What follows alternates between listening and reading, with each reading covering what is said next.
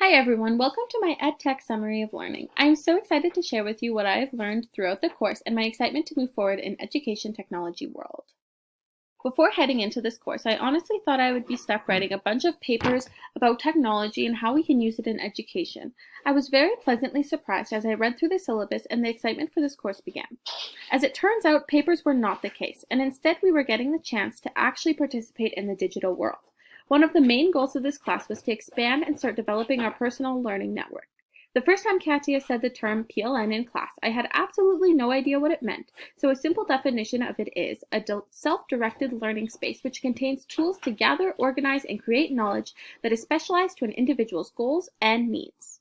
In order to grow our PLNs, we got the chance to use 3 different platforms in our class: Twitter, Discord, and WordPress for some blogging. At first, I was extremely hesitant to begin tweeting and blogging, but very quickly I realized how fun it could be.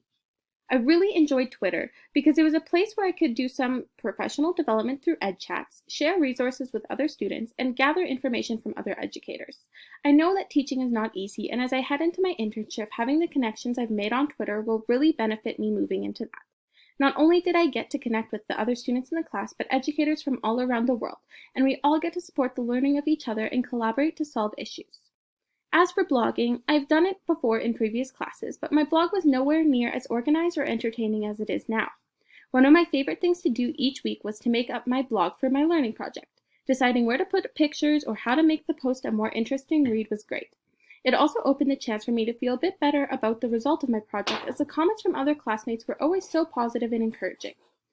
The opportunity this class provided to set up a professional e-portfolio is invaluable. As we read and discussed, e-portfolios are like a resume for our future employers. You get to share a bit about yourself and your beliefs, all while having some control of what employers see when they decide to look you up online. Now that we are talking about how employers can look you up online, I'm going to extend this out a bit. Literally anyone can look you up online, and previously I thought this meant that I should lock down my profiles to ensure that no one could see what I was doing or who I am. This is what my teachers taught me, so I stuck by that. However, the importance of a positive digital identity is what we should be teaching instead. Our world is becoming more and more digital, and literally anything can get online, so we need to be teaching our students how to have a positive digital identity while practicing that ourselves.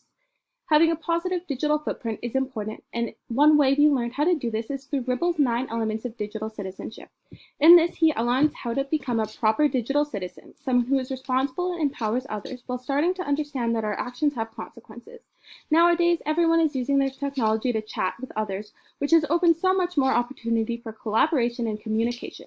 However, as we learned, if we don't learn what is safe online, there can be negative consequences.